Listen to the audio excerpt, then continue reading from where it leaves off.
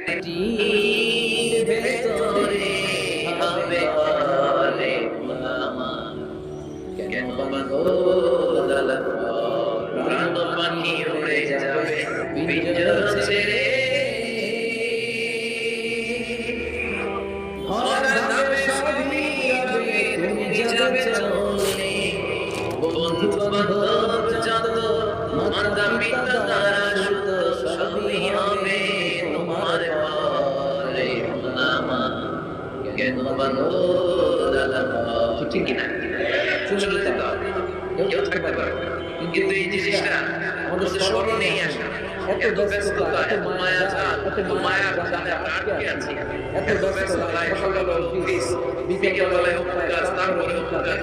একটা কাজ চলতেই থাকে এই ব্যস্ততার কারণে আমাদের জীবনটা সুপার বিজি লাইফ আমরা করছি আমাদের জন্য সময় নেই কিন্তু চলে যেতে হবে এজন্য সাইয়েদনা ওমর করতে মূল কবুল আনছা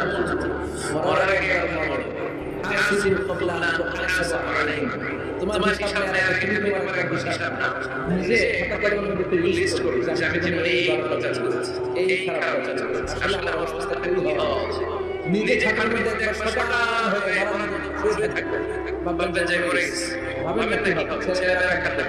আপনি সেটা দরকার করবে ভাই কেন সেটা হবে অমুক এলাকার ভাই আমাদের দুনিয়ায় হাটিয়ে দেখলে নিয়ে যাও শুয়ে ভাববে আগে থেকে খুঁজে রাখা কবর আপনাকে ফেলে বাস দিয়ে উপরে মাটি চাপিয়ে চলে আসবে অন্ধকার শুধু অন্ধকার যেন শেষ হতে চায় না this is the natural life this is তুফানের উপরে এক নাস্তিক ছিল সে বলে বেড়াতো আমি আল্লাহ দেখি না তাই মানি না তুফানের উপরে উজ্জ্বল বলে আমাদের ইমাম আছেন না মুহাম্মদ ইবনে সাবিত ওনার সাথে বসলে আমি আল্লাহ দেখতে পাবো সে বলে যাই তাহলে আমাদের ইমামকে ডাকো সাইয়েদনা আবু হানিফা টাইম দিলেন এই জুমার দিন জুমা নামাজের পরে ঠিক ভোর দুপুরে 2টায় সবাই আমরা একত্রিত হব নাস্তিকও আসবে সাইয়েদনা ইমাম আবু হানিফা আসবে জুমার সালাতের পরে লোকের বন্যা হয়ে গেল